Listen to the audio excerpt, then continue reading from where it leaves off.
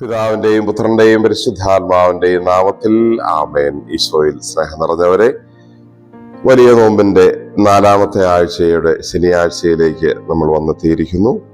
ഇന്നത്തെ സുവിശേഷം നമ്മൾ പരിശുദ്ധ കുർബാനയിൽ ധ്യാനിക്കുന്നത് വിശുദ്ധ ലൂക്കാ അറിയിച്ച സുവിശേഷം 24-ാം അധ്യായം 44 മുതൽ 49 വരെയുള്ള വാക്യങ്ങളാണ്.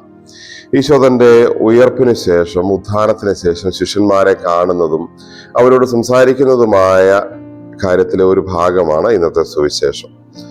24-ാം അധ്യായം 45-ാം വാക്യത്തിൽ നമ്മൾ ഇങ്ങനെ വായിക്കുന്നു: വിശുദ്ധ ലിഖിതങ്ങൾ ഗ്രഹിക്കാൻ തക്ക വിധം അവരുടെ മനസ്സ് അവൻ തുറന്നു.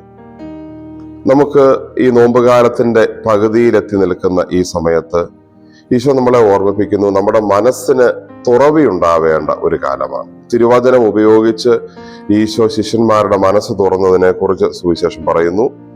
നമുക്ക് തുറവിയുണ്ടാവേണ്ട ഒരു കാലമാണ്. എന്തൊക്കെ കാര്യങ്ങളോടാണ് നമുക്ക് തുറവി? നമുക്ക് ദൈവവചനത്തോട് തുറവി വേണം. ദൈവവചനം നമ്മളെ അനുതാപത്തിലേക്ക് ക്ഷണിക്കുന്നു, പരസ്പരം ക്ഷമിക്കാനായിട്ട് ക്ഷണിക്കുന്നു, ദൈവിക കാര്യങ്ങളിലേക്ക് ശ്രദ്ധയുണ്ടാവാൻ ക്ഷണിക്കുന്നു. ദൈവവചനത്തോട് നമുക്ക് തുറവി വേണം. അതിനോട് അനുകൂലമായി പ്രതികരിക്കാൻ പറ്റണം. നമുക്ക് സഹോദരങ്ങളോട് തുറവി വേണം. ആരോടെങ്കിലുമൊക്കെ ഇഷ്ടക്കേടോ വെറുപ്പോ വൈരാഗ്യമോ ഉണ്ടെങ്കിൽ അതൊക്കെ മാറ്റിവെച്ച് വീണ്ടും ആ സ്നേഹത്തിന്റെ വാതിലുകൾ തുറക്കാനുള്ള അവസരമാണിത്. നമുക്ക് ചില സത്യങ്ങളോട് തുറവി വേണം. നമ്മുടെ മുമ്പിൽ നമ്മുടേതായ ചിന്തകളും നമ്മുടേതായ ചില ധാരണകളും ഒക്കെ ഉണ്ട്. അടച്ചു കളഞ്ഞ ചില കാര്യങ്ങൾ നമ്മുടെ പുറത്ത് നിൽപ്പുണ്ട്. അത് സത്യങ്ങളാണ്. ഒരുപക്ഷെ ആത്മീയതയുടെ കാര്യമാവാം, അല്ലെന്നുണ്ടെങ്കിൽ മറ്റുള്ളവരോടുള്ള ബന്ധം പുനഃസ്ഥാപിക്കുന്ന കാര്യമാവാം, ദൈവവുമായുള്ള ബന്ധം മുറിഞ്ഞു പോയതിന്റെ കാര്യമാവാം, നമ്മിൽ തന്നെ സൂക്ഷിക്കുന്ന ചില നെഗറ്റീവ് ചിന്താഗതികളാവാം. ആ കാര്യങ്ങളൊക്കെ അടഞ്ഞു കിടക്കുന്ന മനസ്സായിരിക്കുമ്പോൾ അതിന് പുറത്തു നിൽക്കുന്ന സത്യങ്ങളോട് നമ്മുടെ മനസ്സ് തുറക്കേണ്ടതുണ്ട്. അതിന് നമ്മൾ ചിലപ്പോഴൊന്ന് എളിമപ്പെടണം, നമ്മളൊന്ന് വിട്ടുകൊടുക്കണം, ക്ഷമിക്കാൻ തയ്യാറാവണം. അതുപോലെ ദൈവത്തോട് തുറവി നമുക്ക് ഉണ്ടാവേണ്ടതുണ്ട്.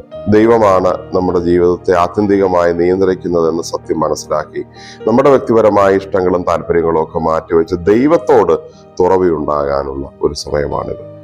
ഇതെല്ലാം തുറക്കാനുള്ള, നമ്മുടെ മനസ്സ് ഈ കാര്യങ്ങളിലേക്കൊക്കെ തുറക്കാനുള്ള ഒരു സ്വർണ്ണ താക്കോലാണ് ദൈവവചനം. അതുകൊണ്ടാണ് ഈശോ ശിഷ്യന്മാരുടെ മനസ്സ് ദൈവവചനം ഗ്രഹിക്കാൻ തക്ക വിധം അവരുടെ മനസ്സ് തുറന്നു. വിശുദ്ധ ലിഖിതങ്ങൾ ഉപയോഗിച്ച്, ഈശോയുടെ സാന്നിധ്യം ഉപയോഗിച്ച്, തിരുവാക്യങ്ങൾ ഉപയോഗിച്ച് ഈശോ അവരുടെ മനസ്സ് തുറന്നു. നമുക്ക് ഈ നാളുകൾ, ഈ ദിവസങ്ങൾ വിശുദ്ധ ലിഖിതങ്ങൾ കൂടുതലായി മനസ്സിൽ കൊണ്ടു നടക്കാനും പ്രാർത്ഥിക്കാനും ധ്യാനിക്കാനും, അങ്ങനെ നമ്മുടെ അടഞ്ഞു കിടക്കുന്ന പല വാതിലുകളും ഈ സ്വർണ്ണ താക്കോലുകൊണ്ട്, വിശുദ്ധ ലിഖിതങ്ങൾ എന്ന ദൈവത്തിന്റെ വചനമെന്ന ഈ താക്കോലുകൊണ്ട് തുറക്കാനുമുള്ള അവസരമാവട്ടെ. അപ്പോൾ നമുക്ക് ഈ നോമ്പുകാലം വലിയൊരു ആത്മീയ ഉണർവിന്റെയും അതുപോലെ തന്നെ പുതിയൊരു ജീവിതത്തിലേക്ക് പ്രവേശിക്കുന്നതിൻ്റെയും നാന്ദിയായിട്ട് മാറും. നമുക്ക് വിശുദ്ധ ലിഖിതങ്ങൾ കൂടുതൽ പഠിക്കാനുള്ള ആഗ്രഹത്തിന് വേണ്ടി പ്രാർത്ഥിക്കാം. നമുക്ക് പ്രാർത്ഥിക്കാം. കർത്താവേ, ഈ പുതിയ പ്രഭാതത്തിൽ ഞങ്ങൾ അങ്ങേ ആരാധിക്കുന്നു, സ്തുതിക്കുന്നു, നന്ദി പറയുന്നു. ശിഷ്യന്മാരുടെ മനസ്സ് അങ്ങ് തുറന്നതുപോലെ ഞങ്ങളുടെ ഹൃദയങ്ങളും തുറക്കണമേ. ഞങ്ങളുടെ മനസ്സുകൾ, ഞങ്ങളുടെ ഹൃദയങ്ങൾ, ഞങ്ങളുടെ ബോധമണ്ഡലങ്ങൾ പല കാര്യങ്ങൾ കൊണ്ട് അടഞ്ഞു പോയിരിക്കുന്നു.